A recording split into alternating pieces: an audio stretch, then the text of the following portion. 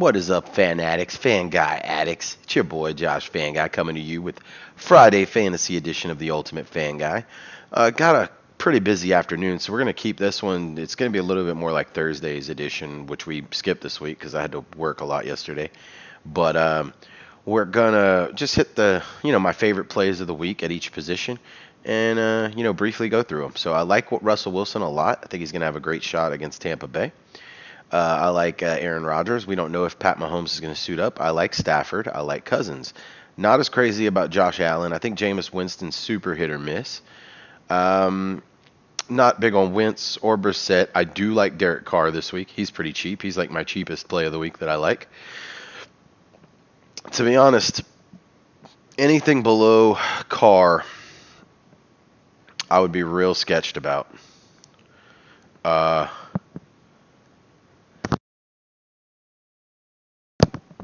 and that just kind of is what it is. So I'm not going below Derek Carr. And I guess my favorite plays of the week are pretty much a lot of the most expensive quarterbacks: Wilson, Rodgers, Stafford, Cousins, Darnold, and Carr.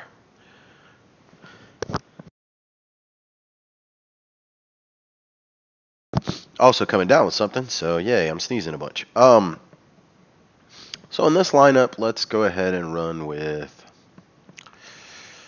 Oh man, I guess I'll run a little bit of. Let's go with Derek Carr. I think most of my lineups are going to be Carr and Darnold, and then I'm going to have a few Staffords in there as well. Maybe a Russell Wilson or two. On the running backs, so any lineup I don't have Darnold in, I'm probably going to be running Le'Veon because they're playing against Miami, who are just that bad. Le'Veon typically gets a pretty good workload, so I definitely like his opportunities this week. Christian McCaffrey, 10,000. That's literally the highest I've ever seen a player priced on DraftKings, quite literally. So I'm definitely not going to play him as 10,000 is almost two players worth of salary. And um, yeah, I mean Tennessee isn't even that bad on defense. So Dalvin Cook, 9,500. That's insane to me. That's just too high. It's too high. Um, I love Nick Chubb this week. I'm actually going to run two expensive running backs on this lineup because I got a cheap quarterback. But going back there, Chris Carson, Tampa Bay's really tough against the run, so I'm not super crazy about him. I could see Aaron Jones having a pretty good day, but because he splits carries pretty evenly with Jamal Williams, you just don't know who's going to get the work there. I mean, look, Jamal Williams is just a little bit down the list from Aaron Jones. So you just don't, his volume's my worry. And when you got Nick Chubb just a couple hundred more and Le'Veon just a couple hundred more, and those are the only backs that those teams are going to be relying on, it definitely leans pretty heavily that way. Josh Jacobs could have a good day if he's healthy, and he had an okay week last week, even though he wasn't quote unquote healthy. So I do like Jacobs this week. His price is a little high at 6,500, but I like him. Marlon Mack, not crazy about, particularly because of his lack of involvement in the pass game. I will not be. I mean, and I'm shooting myself in the foot because I cannot get behind Austin Eckler. I cannot do it. I won't do it. I can't do it. He's to me. I will never see him as a starting elite running back in the league. So I just all he does is catch passes, and which is great because it's PPR, but you don't even know what kind of snap share he's going to get now that Melvin Gordon's back and healthy and stuff. So I just can't get behind it. Jamal Williams, we just talked about Aaron Jones and him. They're 50-50. So I don't really like his opportunity either because you just don't know how much volume he's going to get. I do like Derrick Henry this week against Carolina. I wish he was a little bit more involved in the pass game, but I will have him on some of my lineups. The Philip Lindsay versus Royce Freeman thing, I just don't really know what to think about that situation. They both have okay scores every week. This is just a true another 50-50 committee, just like Aaron Jones and Jamal Williams. And so when you hit with somebody like that on a lineup, you're really not giving yourself the best chance to do well because they don't get a lot of volume. So I would just say you're kind of lucky if you have if one of those guys has a big week and they're on your lineup. Montgomery hasn't been used the way he should, and Philly's pretty good against the run. Jordan Howard against his old team. I could see a little bit of a revenge game here for him, especially because Chicago has been able to be run on this year. So I definitely think Jordan Howard has potential for a good day. Um, Look at that, Alexander Madison all the way up there. That's pretty wild. He's ahead of even Melvin Gordon. I would never play Madison at this price tag. He's going to be well behind Cook. Um, I like Melvin Gordon's price tag this week. I'll probably have him on a few lineups. I mean, why not? He's super cheap. Ty Johnson for Detroit. Mm, I don't know. He's not getting the workload we thought, so I would definitely be aware of that. Um, Royce Freeman, we already talked about. LaShawn McCoy going up against Minnesota's tough D. I'm not sure about that. I do actually like Singletary a lot, and I like it a lot at this price tag this week. It's got a hunch Singletary is going to have a big week this week against Washington with Buffalo.